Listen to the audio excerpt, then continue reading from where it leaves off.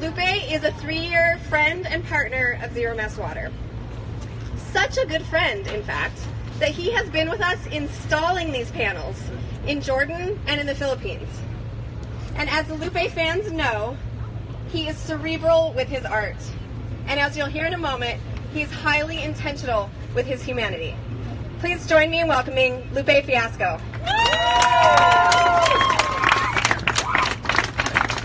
Check 1 2, 1 2 check. Hey, this is the best stage I've ever been on ever in my entire career. How you guys doing? Welcome to Las Vegas for you first timers. For you second timers, welcome back to Las Vegas. My name is Lupe Fiasco. I'm a musician, rapper, artist, entrepreneur. Work in many different fields, many different places. Cody Friesen over there, the CEO of Zero Mass Water, who you'll be hearing from shortly, is a very good friend of mine. We run in many different circles and involved with business, philanthropy, and things of that nature. And Cody always tries to get me to do these keynotes, which I'm terrible at. But he tries to like gas me up and give me the inspiration. And we'll sit back and pregame and say, no, just talk about this and talk about that. You'll do fine. You'll do great. And along the way, we get some value added. So I hope to add some value with some of the things that I'm going to say. First, what am I doing here? What is a rapper doing a part of this water technology company? And what is my role? One of my roles at Zero Mass when I came in was to advise Cody on articulation. You know, how to frame something, how to tell the story of what this is in the best possible way. But in the reverse, because I'm actually a terrible storyteller. And what he uses me for is whatever idea that I come up with is going to be so bad that he knows that's what is not to use. So if they have this great board meeting about all these great ideas, and then they bring me in, and if I say exactly what they said, then they know everything that they was talking about was nonsense and throw it out. For instance, Cody said, hey, we need to think about, we got water, we got technology, we got this whole infrastructure, we got algorithms, we got computation, we got microprocessors. Lupe, what is that? Put all that together, what is that? And I was like, liquid technology. Terminator 2, T-1000. Let's call them T-1000s. And he said, but you know, we're doing some stuff in Michigan. I was like, can we frame it for Michigan? And I was like, Michigan technology, fighting the good fight. Let's call it RoboDrop, because you know that was in RoboCop, RoboDrop water. Yeah. Thank you. Of course, they're called source panels. So there you go. So as an artist, I got introduced to water and the water crisis through art. There's a rapper by the name of Mos Def. When I was just learning to rap, I was maybe about 15, 16. He had an album called Black on Both Sides. The Black on Both Sides had a song called New World Water. And there's a whole diatribe about all these different water issues, technology, shortages of water, municipal issues, the quality of water, the history of water, our relationship to water, all compacted into this 3-minute song, which was such a mind-blowing thing. And actually the first meeting that we had out in Scottsdale, when Cody brought me in and I was sitting there was a financial guy, there was Bree Pettis, who was a robotics guy, there was all these high-level folks that meet this rapper, and they gave their kind of presentations, and the only thing I did was I sat and I played New World Water for Cody and the crew. And it showed that, yes, we as artists have a direct relationship to some of these issues in the world. And we can speak to them and frame them and hopefully have an impact on it. I asked a question on my Instagram and my Twitter yesterday. I asked, does socially conscious music actually work? And it was kind of like a self-answering question, because it does, because as an example of myself, listening to New World Water 15, 20 years ago introduced me to this issue, which is I've been kind of sticking with and found myself being a part of and trying to articulate to the world for a very long time. So my first introduction to it was through a rap song. My second introduction to water and trying to do something in that space and help people and create some type of impact, I had a friend named Kenna who had some strange reason in 2010 he wanted to climb Mount Kilimanjaro. And it was like, okay, let's round up a bunch of celebrities. Let's all get together and train and get our hiking boots and let's go climb Mount Kilimanjaro. And it was like, for what?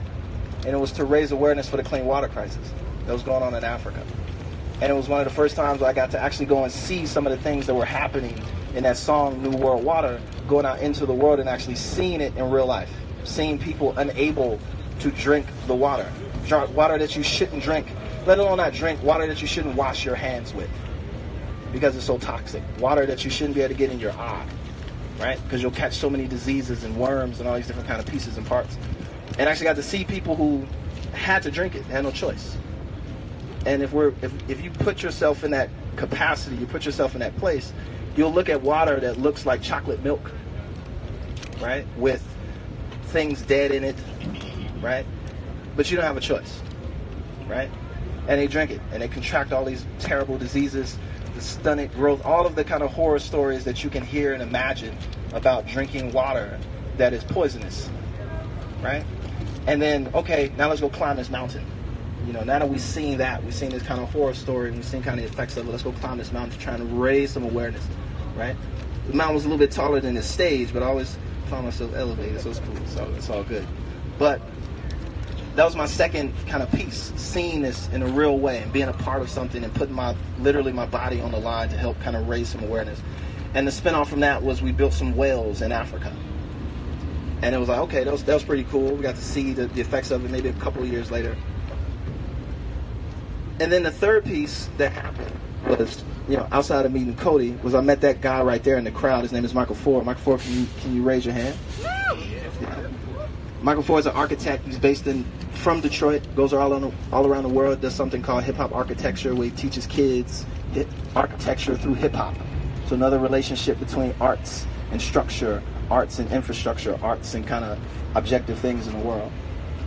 And we did something at Autodesk out in San Francisco, and it was about, you know, can you get a bunch of artists and engineers and architects and computer scientists and material scientists and all these people, put them in a room and shake it up and see what comes out the other side.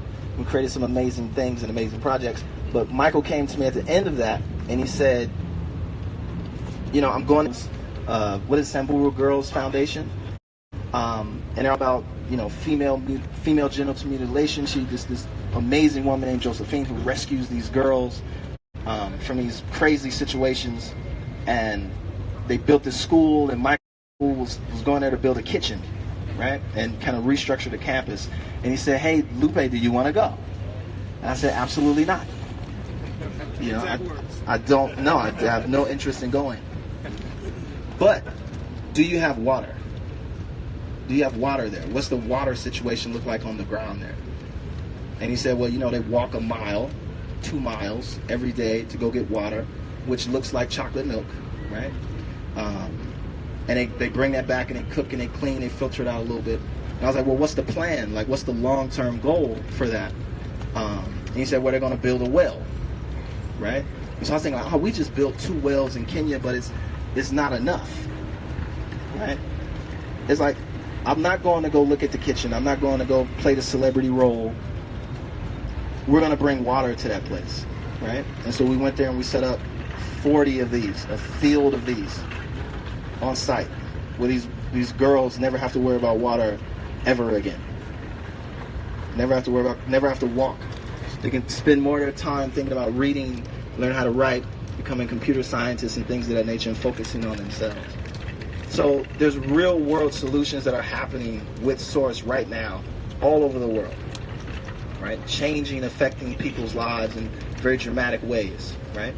And as many people as we can get, you know, tasking ourselves to come and be a part of that mission and a part of that fight to win the hearts and minds of people, to make the world a better place, right? To give those people that are, you know, have been generationally put down by something very basic, lack of access to clean drinking water, right? Such a fundamental property that we kind of take for granted, that is actually even very fragile in our places, in our societies, in our first world countries, right? Because we just think we turn on the tap, water comes out, everything is fine, right? We go to the store, we get a bottle of water, we open it up, everything is fine. I don't have to worry about that. But the impact of that and the effects of that, you know, are tertiary effects of that. The second and third order effects are having major impacts on society and the world in which we live, and it's unsustainable. we can't keep it up. We can't keep it going, right? So no one is safe from the water crisis that is happening in this planet, on this world. And the source is one step, in addition to all of the people who work in water tech, who coming up with solutions to try and help push back a little bit and fight on every level. So we're just one step in the process, where we're one big ass step, right? And so, we appreciate you guys even coming out and seeing what we do. And if you haven't had an opportunity to get a shot of water, it's over there. And all the water that's coming out of that faucet is coming out of these panels. There's no pipes connected to anything. There's a lot of magic, yeah? There's no trickery, no sleight of hand, even though we are in Vegas. This is all legitimately what's happening behind you. It's such a mind-boggling thing. So I like to... The rest of this is going to be a winging it, as I like to call it. But I want to talk about responsibility, right? And consequences to certain things, right? The unexpected, unintended consequences of certain things. But also the past and the future, right? Past and the future. I'm going to do it in a very visceral way, very quickly, very immediate. So if you know me, everywhere I go, if you really know me, I keep two things with me no matter where I go, right? And one of them is this.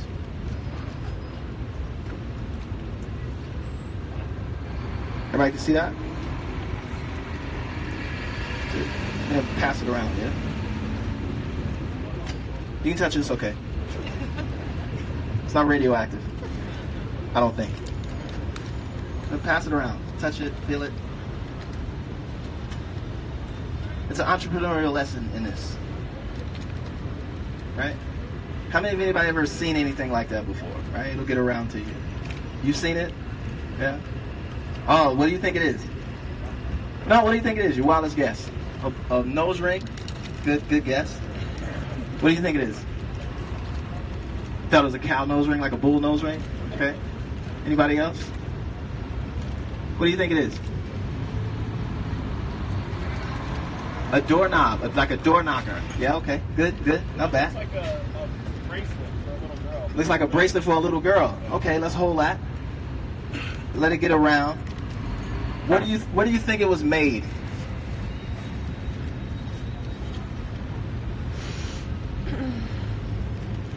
What does this have to do with water? Good, that's a better question, right? We'll get there. What do you think was made? Just wild guess. For you have touched it. What do you think was made? What do you think was made? Where? Yeah. So that's craftsmanship right there. Detroit. You said Africa? Okay, Africa. Who said Detroit? Okay, Detroit. Chicago. Yeah. How old do you think it is?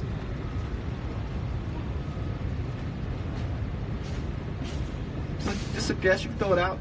How old do you think it is? 200 years? Okay, close. That's enough suspense, yeah? So it's 175 years old. It was made in Birmingham, England. Its initial design is African, so you're on the money there. It could potentially have been worn by a little girl, so it is a bracelet. It's called a Manila. And what the Manila is actually is money. So I actually need it back. It's actually money. Right? But I didn't get this in Africa. And I didn't get it in Birmingham, England. I actually got it from the bottom of the ocean. It's from a ship. From a slave ship. So this little guy right here was the currency for the slave trade. So this would buy one person. It had no value in Europe. It had no value in the West. It only had value in Africa because it was accepted as currency. So it became a standard unit of currency for the slave trade. Through inflation, it went as far as maybe 8 of these would buy a person. If you were a virgin, you need 30 to buy one person. Yeah? And so this one is, I know some of you feel like this, like very disgusted now because you touched something that represents a human being, part of one of the most tragic entrepreneurial events to ever take place in mankind's history. Was the transatlantic slave trade. Lasted 400 years. Yeah, it made a lot of people rich. A lot of great inventors participated in the slave trade. One of them was Isaac Newton. That's a lot of his money from the Mathematica Principia into the slave trade. Yeah, into a boat like this that will go buy a lot of chains and a lot of shackles and a lot of rations and a lot of Manilas, fill up their boats in either Liverpool or Birmingham, and then they would sail down to the west coast of Africa and they would fill their ships up with slaves and take them into the New World. Yeah, so it was a business opportunity. It was a great investment. Yeah, a lot of turnover, a lot of the financial institutions and a lot of the financial algorithms that we use today to calculate things like insurance and a lot of the financial tech things that you'll see actually being presented here at CES in certain capacities. All that stuff originated from how do we make money if the slaves die? How do we create derivative packages for that?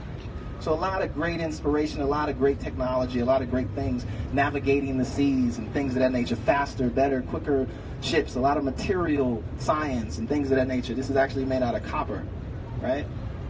And it was worth its weight in gold, worth more than gold, because copper was rare in Africa. So they didn't want gold, they wanted copper. And the Europeans were like, we got a lot of doorknobs made out of copper. We can melt those down and make Manilas and get people from them. But this one, as we pass it around and you touch it, you might have felt a little shocked, feel a little disgusted, you might feel a little uneasy right now, but don't, because this one is uncirculated. It never got into circulation. Because fortunately, the ship that was carrying this down to the west coast of Africa in 1843 actually hit a bunch of rocks and it sank. And so this was salvaged from a shipwreck. If this was salvaged from an actual active slave ship, these wouldn't be on board. Right? So feel good about that. So past and present, innovation, how this relates to entrepreneurialism, right? Picking a business that actually means something, understanding its tertiary effects. And how do you use the past to inform the future? So this is the past, yeah? This is real, legitimate past. But this wasn't good enough for me. Because what am I going to do with that? So I'm going to take this. Initially, this was covered in barnacles and all type of undersea detritus.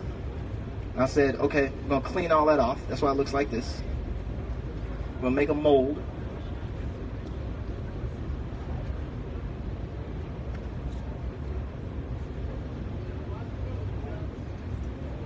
And we're going to make new ones. Yeah? And cast new ones. Brand new ones. As if they looked like they would the day that they came out the factory. The same factory was making plates and forks and doorknobs, but it was also making money for the slave trade. So let's make new ones. Yeah, you can pass that around too. Check that out. Get the energy, yeah? Good energy from that one. So that's a new one. It's made last year. It's 1 year old. It's the baby. And the idea, like, can I get that back really quick? Sorry. No, I'll give it to you. You can use it around. So the idea is what I would do is I would get up on stages like this at my concerts, and I would ask all the people in the crowd that were of African American descent. And I would bring them on stage, and I would pull out the first one, and I would say, hey, does anybody know what this is? And they would say, I've never seen that before a day in my life. And I would pass it around, and they would touch it and feel it. And I would tell them what it was. And they would all start crying. And I said, wait, hold those tears, right? Because we got a new one now. Right? And what we're going to do is we're going to take this one, and we're going to buy back our past. Right? We're going to buy it back. We're going to buy back our history. We're going to buy back our past. And then with this new one, we're going to buy our future. Right? We're going to set the terms and the goals for the type of future that we want in our lives. Right? We're going to take something that was meant to be destructive. Right? We're going to take something that seems to be even today so traumatic and so disheartening, right? And seem like such a problem in the world. We're going to take that same thing and we're going to turn it into a solution. We're going to turn it into motivation. We're going to turn it into inspiration. We're going to turn it into aspiration. We're going to turn it into action, right? And we're going to become the controllers of our own fate. So when you think about business, when you think about entrepreneurialism, when you think about solutions in the world, right? Sometimes it's about looking at something that's very ugly, something that seems very insurmountable, something that is almost impossible to do. And then reaching into that same piece, not shying away from the ugliness of it, not shying away from the disgust of it, and then find a solution within that. And that's why, honestly, and Cody will tell you this is, I promise I wasn't going to curse in any of the keynotes anymore because it kind of took things down. But no bullshit. That's why I'm up here. That's why I'm in front of these panels. You know, that's why I go to the Philippines, or I go to Jordan, or try and go to Haiti, or anywhere that I can go in the world and touch this and be a part of this, right? And put my DNA and my fingerprint on this because I want to be a part of this, right? And it's a beautiful, amazing kind of thing, yeah? So that's that section of the keynote. Last section of the keynote, I promise you. Then I'm going to bring up Dr. Mayor Weaver here. Clinical psychologist and mayor of Flint. Fantastic. And a rapper too, right? Don't you rap too? So we talk about partnership, we talk about corporate responsibility, we talk about all these things, and Mayor Weaver's going to expound on that at length. Cody's going to get up here and talk about that. Always end with a story. The story goes a little something like this, right? Caveman patent office, right? Caveman patent officer, the head guy. He's this amazing shaman, spiritual leader, very wise, very smart, right? He wrote the patent for the first arrowhead, wrote the patent for the updated arrowhead, right? Wrote the patent for the first axe head, right? Wrote the patent for the first wheel, the first rounded piece of stone. Wrote all those patents, like this stuff is great. Guy walks in, he said, hey, I got a new invention. It's called fire. It's like, oh, fire, what does it do? He said, well, you know, the nature of it is the world is inefficient, right? We got this night thing and this day thing, right? This day thing is fantastic. We can see, we can do things, we're active, right? But then this night thing comes along, we can't see, we can't do anything, we're scared, we can't move. So I got this new technology called fire, right? It's amazing. We'll be able to see at night. We'll be active 24 hours a day. We can engage. We don't have to be afraid of anything. We constantly communicate this whole thing. Patent office guy's like, wow, that's amazing. Like, you're a genius. Starts writing up the patent. Gets it in. He says, you know, but you were wrong on one point. He's like, what do you mean I was wrong on one point? He's like, you were wrong on one point. He said, yes, the light of the day was always meant for us to see the outside world, right? To see what's going on out there. But the night, as inefficient as it is, was always meant for us to see inside of ourselves, to reflect inside. So out of all the gadgetry and things that you see here, of all the amazing things here to engage you 24/7, remember that sometimes it's good to embrace the night and it has meaning. Cut off your fucking phones. Yeah? Good. So next I'm going to bring up the amazing, the challenging, the conqueror, the intelligent, the magnificent, Dr. Karen Weaver, Dr. Mayor Karen Weaver, the mayor of the city of Flint, and she's going to tell you about partnerships. Yeah? Thank you for your time and opportunity.